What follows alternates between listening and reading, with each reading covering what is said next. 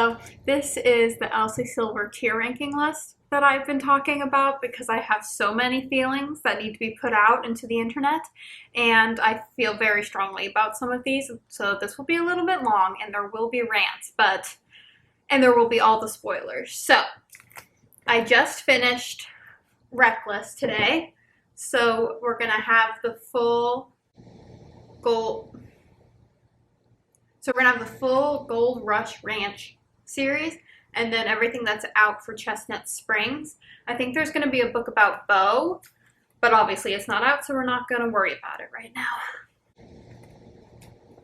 I have them here for reference in case I need to cite my sources. I should have figured this out before. Okay. I'm starting now. Okay. So the tiers that I have here, the very top is I would lay down my life. I love this human being, and I need them to be real.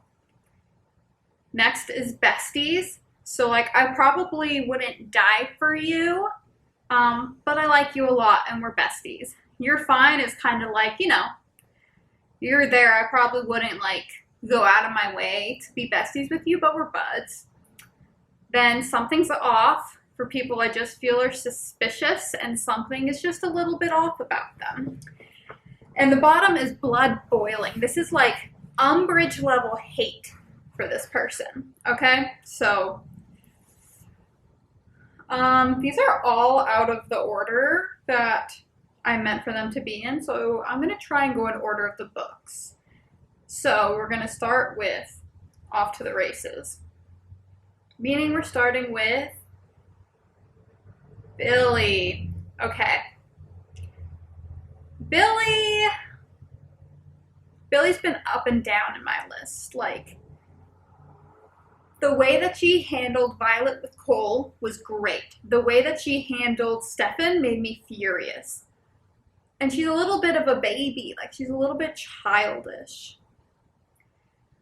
So, like, I feel, but she's a ride or die. Alright, you know, I'm gonna put her in You're Fine, because she's fine.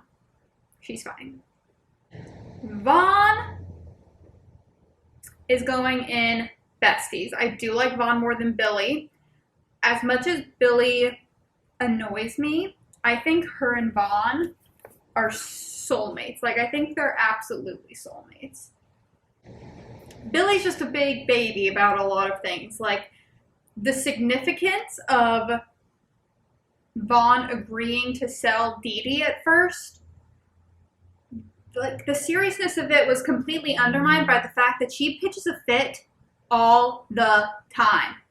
She seems exhausting.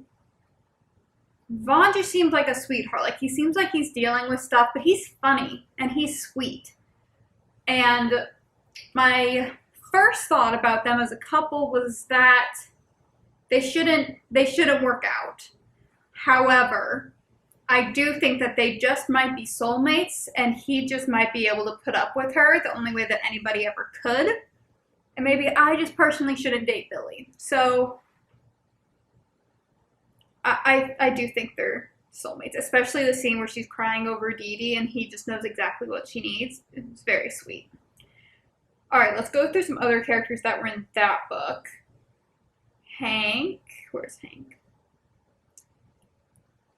I love Hank.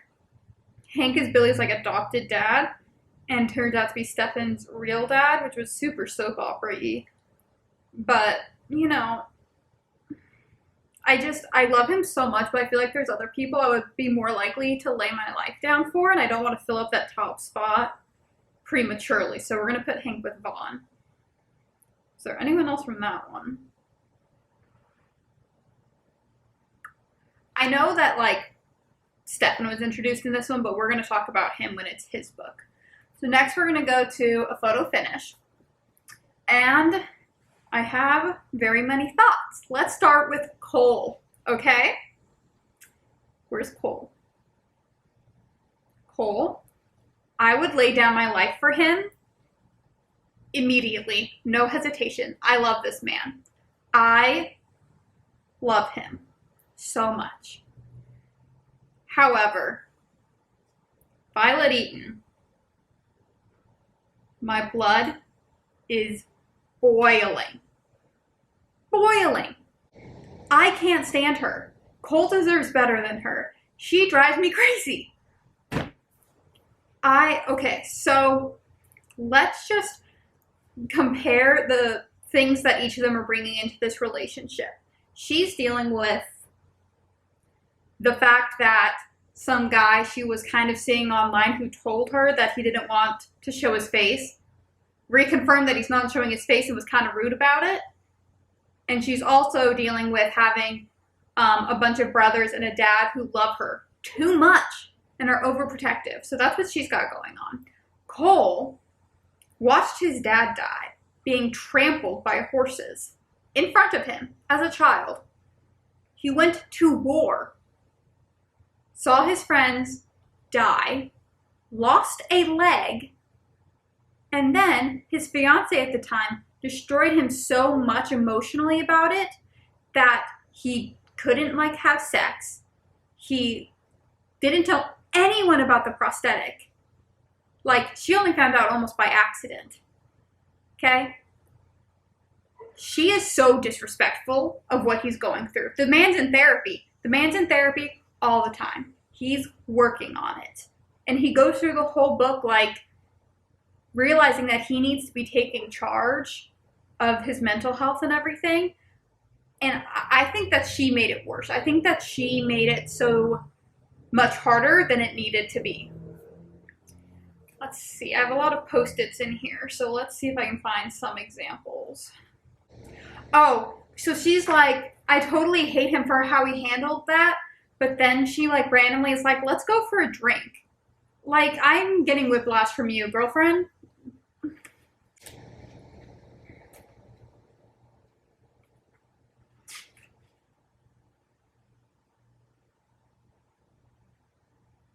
Okay.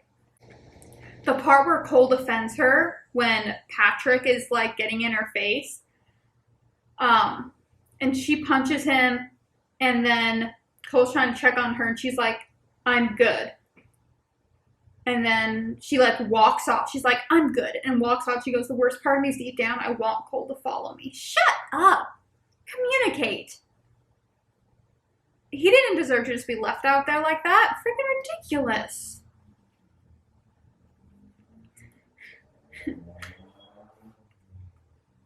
Oh my gosh, I'm going to lose my mind. Okay. So, again, his dad was trampled by horses, and she's a jockey, right? So she gets up on her new horse for the first time, and he's like, is this your first time up on her? And she's like, yeah. And he's like, alone? And she's like, yes. And he says, is that your best plan? And then she goes, he had to go there, didn't he? Trying to tell me what to do after I've been perfectly careful and patient for the past month. Now I'm supposed to keep acting like I'm injured when I'm not? And she's like, it's my plan. I don't require your approval to get on a horse that I've been put in charge of. And then he just kind of goes, Violet. And she goes, no. Don't Violet me. I have a dad and 3 overprotective brothers. I don't need another one. And then Cole shakes his head at me and turns to walk away. I hate that he doesn't say anything. He just said something. He was just trying to love you. And I put, shut the up about, I have a dad and 3 overprotective brothers. Who cares? Who cares? Clap if you care. All right, let's move on. Perfect. Good for you. Most of the people in this series have no family. So keep your mouth shut. Ugh. She finds out he has the prosthetic, and he shares the horrifying experience that he had where he tried to be intimate with his fiance at the time, and she laughed at him and called him half a man because his prosthetic fell off, and was just like, I'm not attracted to you. You suck. Da da da. And so he just shared that, and they're kissing and starting stuff. And he says, it's just that this is And she gets up and goes, don't. Can you just not ruin it? Save that for tomorrow. Let me just revel in how hot that was. And then she's like, I don't think I can bear it if he turns me down again. This time I beat him to the punch. I kiss him one more time, hard, and then end it there. Knowing that this isn't the time or place to push him. It's fine. Let's sleep. Knowing this isn't the time or place to push him.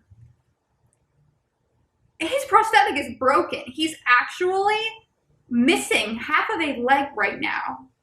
And you don't know what he was going to say. He could have just said, this position is uncomfortable. He could have said, this is really hot. He could have said, this is, you don't know what he was going to say. And then she like turns and ways like, it makes me so sad for Cole that she thinks of him like this. I don't know what to make of what I read on his laptop.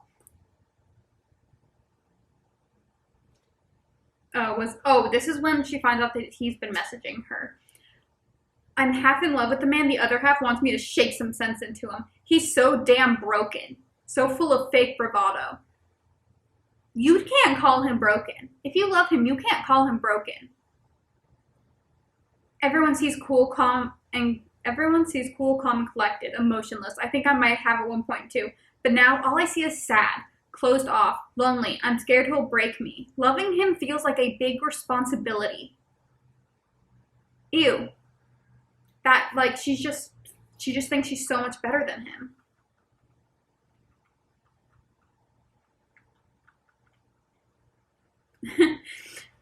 This is when I really, really lost it. The post-it says, okay, that's it. F off, Violet. Do you even give a F about him? I'm fuming. You won't believe this.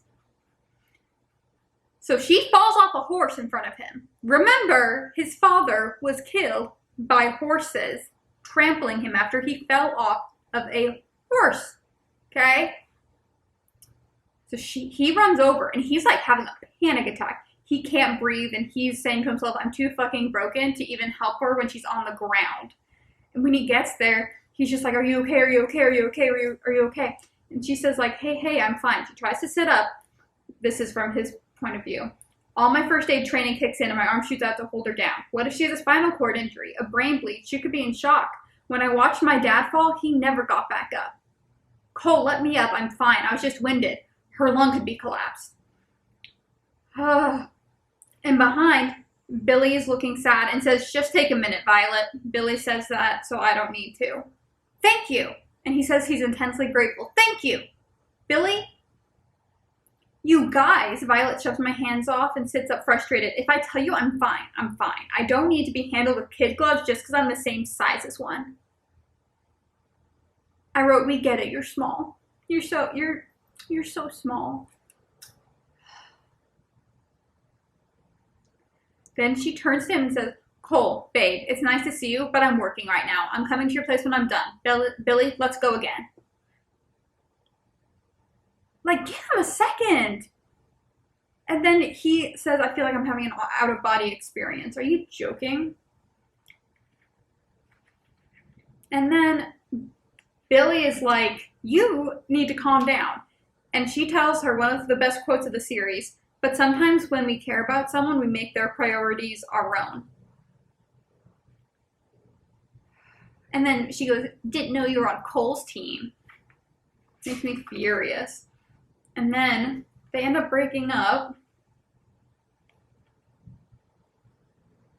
Oh my gosh. And then she gives him an ultimatum of like, get your crap together. Get it together. You can't see past one moment in your life, one terrible moment, and you're letting it define your existence. The woman was too stunned to speak. I jam my feet into my boots, hating walking away from him when he looks like he needs me more than ever before. When you're ready to make other moments just as important, let me know. That's not love. Love is not, I hate walking away from him when he needs me the most. Then don't. Don't do it then.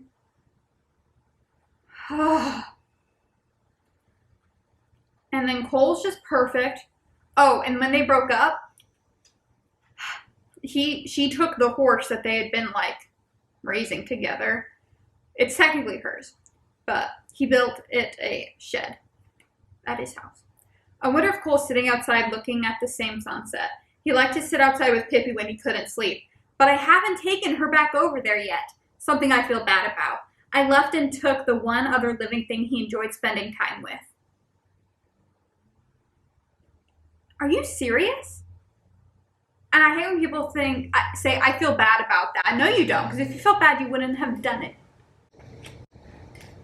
And then he does this whole grand gesture thing, and he really didn't need to. I'm talking about this one way more than the other ones, but he does this whole grand gesture, and it was unnecessary, and I just think it's okay if some people have a fear of horses. Like, jeez. Okay. We also have Cole's ex-wife, who's also going into blood boiling, obviously. Next, front runner. Stefan, I would lay my life down for him. Elsie Silver does such a great job about flipping my views on characters. I love Stefan. I'm pretty sure that's how you say it. He is so sweet and so kind. And the hate that he gets doesn't make any sense from Billy. And he's been so good about it too. Like, he's apologized and stuff. So I don't know what her problem is. And the way he handles Griffin and Nadia is A+. The way he handles just Nadia, he's just perfect. Mira is just going to go in besties. Not for, there's nothing bad about her. I really like her, and I love what she did for Stefan with the horses and the fire. And she's fantastic, just not, I wouldn't lay down my life, probably. That's kind of... Okay, where are we next? Nadia and Griffin are going into I would lay down my life. I love them. They are my favorite couple of the Gold Rush Ranch series by far. They have a 14-year age gap, but they are the most mature couple ever. I can't even begin to explain how much I cried when they broke up so that she could know she could do things by herself and so he could get into rehab and officially start on rehab. They're perfect. And him calling her Wildflower and his act of service at the end wasn't to make up for something that he did or that she thinks he did, like Violet. He just loves her. And when he builds her a house with a wildflower field, he says, even if you don't want to be with me, this is yours, no strings attached. I made this for you. And he means it. And he's like, well, I'm going to beg for a second shot right now, but you can say no. And I just can't even express how much I love him. Okay. Oh, we have to do Patrick. He's in blood boiling, obviously. Obviously. Why am I shaking? Patrick's in blood boiling. He's a complete asshole. He is a predator. He's a misogynist. He is a cheater.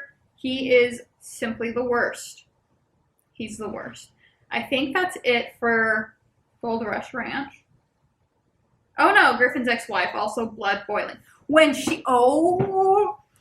Listen, I try not to throw my books across the room. When she made fun of his stutter, I couldn't, I stared at my book in shock and then threw it across the room. I could not believe it. Oh my gosh, I can't even read that page. When I reread it or re-look through it, I can't even look at it. It's the most heartbreaking thing ever. Okay, that's it for Gold Rush Ranch series. We're going to have a quick intermission, and we're going to go over the Chestnut Springs series. So we're going to keep going. Ready, set, record. Okay, now we're going to go to the Chestnut Springs series, which is what got me into Elsie Silver. Starting with Flawless, listen. Honestly, all of these books hit so hard I can't even The Gold Rush Ranch series is good, but the Chestnut Springs series is everything to me. So, Rhett I would lay down my life for him. He pissed me off a little bit in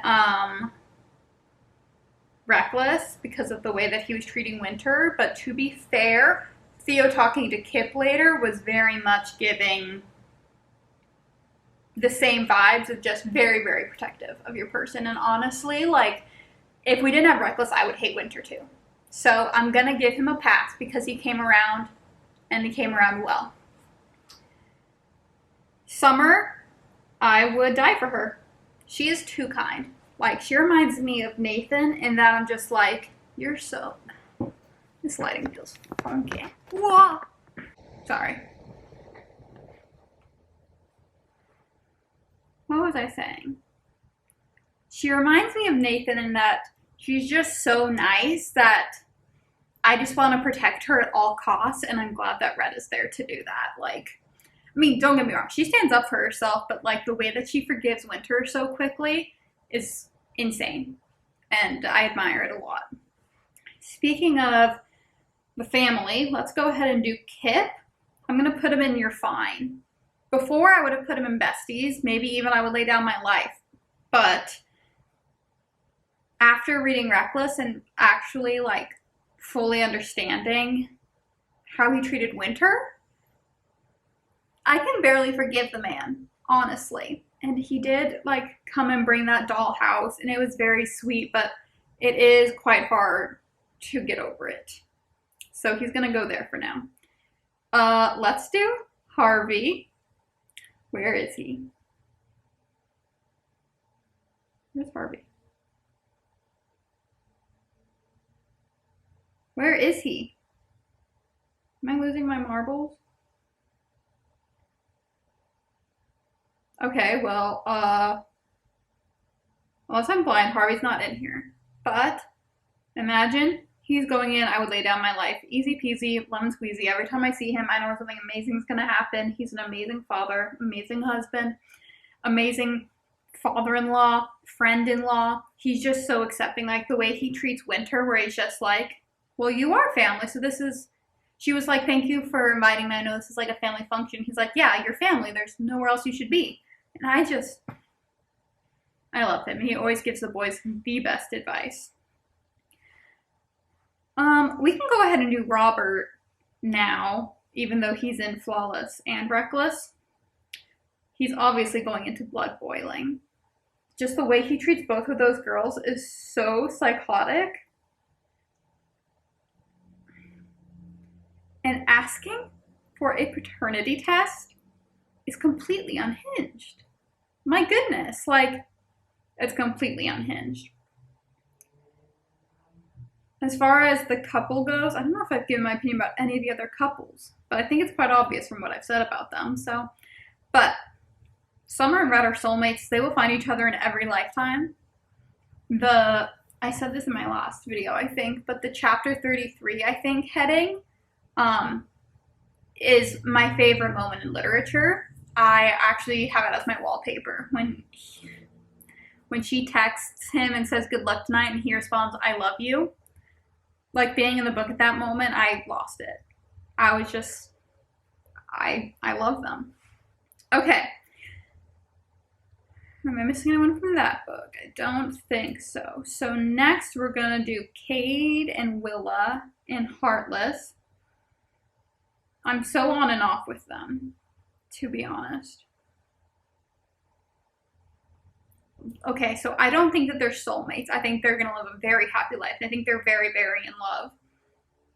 Cade, I would lay down my life for. I think he's an absolute angel, and I love his grumpiness, and he's very, like, sexy. You know what? We're going to put Willa up there, too, because I feel like reading Billy made me question how I felt about Willa, because they're very similar characters, and I keep forgetting that Willa's not Billy. Willa is much more mature. Like, she's childish in the joking ways. Like, she makes silly jokes, inappropriate jokes, but she is there, man. Like, she is ride or die.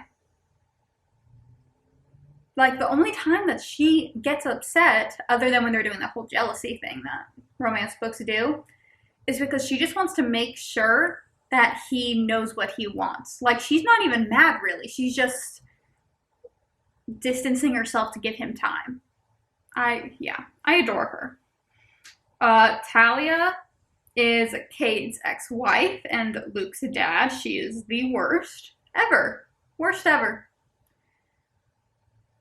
I don't hate her more than Griffin's ex-wife. Griffin's ex-wife is the shit on my shoe. But Talia's not far behind. Just the way that she treats human beings. When she told Cade, I'll take the dog or the kid. How can a human being say that? And he was like, obviously I take the kid. He was like, I'm not letting my kid be with someone who says something like that. Good. Luke is going in besties. It's kind of hard for me to connect with kids in books, but this was very well done. It's hard because it feels like it's often written as like a hindrance or like an annoyance, but her falling in love with him before Cade was very sweet. He's a goofball in like the rest of the books. He's just always cursing, and him and Willa are just cute every time you see them. They're so cute. I adore him. Now we've got Powerless. So Sloane's gonna go in besties. Not for anything wrong. I just didn't like click with her as much as I did other characters. But that's okay. You know, she's great. She's fantastic. Her and Jasper are very clearly soulmates, and they're going to be together forever. Jasper, I would lay down my life for. The way that he handled when the brakes went out on their trailer or whatever, I was like swooning in a life or death situation. I was just like, this man has the biggest heart ever.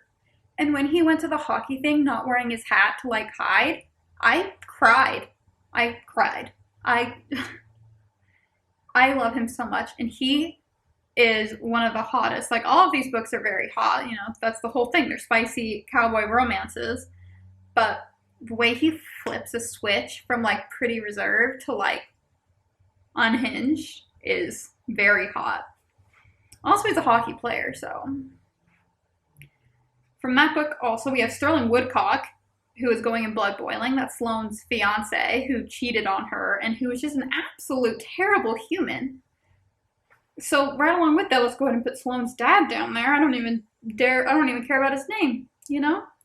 He's awful. The way that they both treat her, like she says, it's why the cover of the book is this like ballerina in a music box. She's like, that's how they make me feel. They pop me open and look at me when they need me or need to show me off, and then they just set me aside. They have no idea who I truly am. And the threatening going on, like the dad threatened to ruin Jasper's career. Like, the third act breakup in this one wasn't even bad because like it was a little bit frustrating because miscommunication, but you know Jasper well enough, you know Jasper well enough to understand that he's trying. So Sloane's mom, we're going to put her in Something's Off. I know she's basically been redeemed. Sloane's mom is going in Something's Off just because she's not irredeemable, but she's not fully redeemed to me yet. I'm very happy that she got out of that marriage, but just the way that Sloane still never felt loved by her, I can't quite get over, but I do love their relationship. All right, let's get to the Reckless characters. Why is this like overexposed right now? Been like that the whole time. Fantastic. Okay. So these are very fresh opinions. I finished the book like a couple hours ago, so bear with me. Theo Silva, I would lay down my life for. I love him. I was a little bit worried because in my brain he was so young, but he's actually 26, and she's 28, so I thought the age difference was going to be bigger for some reason. I don't know if it's just because Rhett portrays him as like his kid, but the way that he defends her all the time is amazing. He just won't give up, like in a good way. Like, he sees her for who she is. He likes her the way she is. He's not like trying to fix her or anything. He's just sitting there patiently, helping every step of the way until she's ready. And I think that those characters make me want to cry because that's kind of how me and Nathan were, where I wasn't like super duper ready for like a serious relationship, and Kid just stuck around. So those characters always hold a special place in my heart, and I adore him. And the way he just stepped up to being a dad. As I was reading it, I was kind of like, am I praising men for doing the bare minimum? And then I was like, first of all, I can praise people for doing the bare minimum. That's fine. Sometimes the bare minimum is hard to do, and the bare minimum is hard for him to do. Because he just found out about the kid. He missed so much of it. He's seriously injured. Like, there's a ton of things happening. And he just takes it in stride, and it is so impressive. And he goes out of his way, not to just step up as a dad, but to be there for Winter in a romantic way. Like, it's just a lot happening for him, and I think is amazing. Winter, we're putting her in besties. To be completely honest, I see a lot of myself in Winter. Too much, I don't know if we could be besties, or maybe we'd be great besties. I wouldn't lay down my life for her, but I do love her. I think she's another character that Elsie Silver wrote brilliantly to turn your opinion around on very quickly, which is just amazing. Her character's also great because there's a lot of times in books where the girl is constantly insecure about the relationship, and sometimes it gets like redundant and annoying. But with Winter, like the way she's written, the way I understand her background, every time she doubted it, I was like, that makes sense. And Theo, like, just handled it with such grace when he needed to, and such like fierce love when he needed to. Like, they're soulmates. Nothing can convince me otherwise. They're soulmates, and they're perfect. And you can like see her working through years and years and years of crap in this book, and it is so impressive. She's such a strong, you know what, I would die for her. As I'm like rethinking about it, I absolutely love her. They're also soulmates because she wants him to continue to bull ride until he's satisfied with his success, which is hard to do. Also, the way that Theo snaps at Rhett when he is sassy at Winter is so good. I understand Rhett's POV there. I do. If you only knew about Winter what we knew about Winter from his book, I would dislike her too, and I'd be protective of my best friend in that situation as well.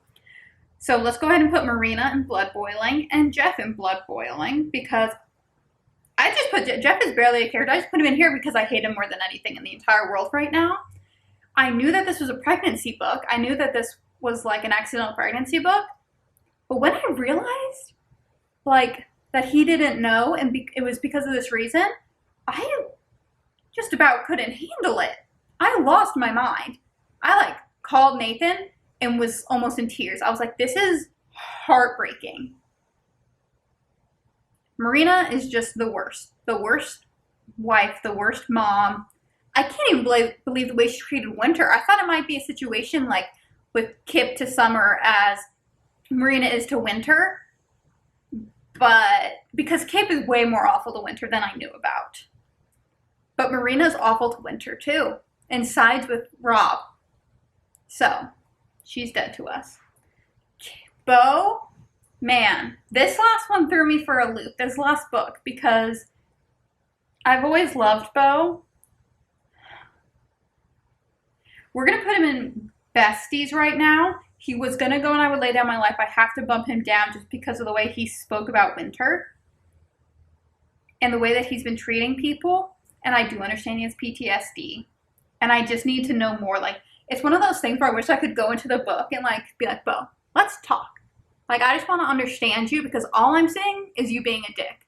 And I know logically a couple of things that have happened to you, and I understand that they can be terrible. But you gotta talk to me about, that's why he's in besties, because I would insert myself as his bestie and make it better because he's a great human being. So, that's the most important characters in the Elsie Silver series. I hope you agreed with all of my rankings, although I am sure that Violet Eaton is a very unpopular opinion down there, but it's fine. All right, and stop.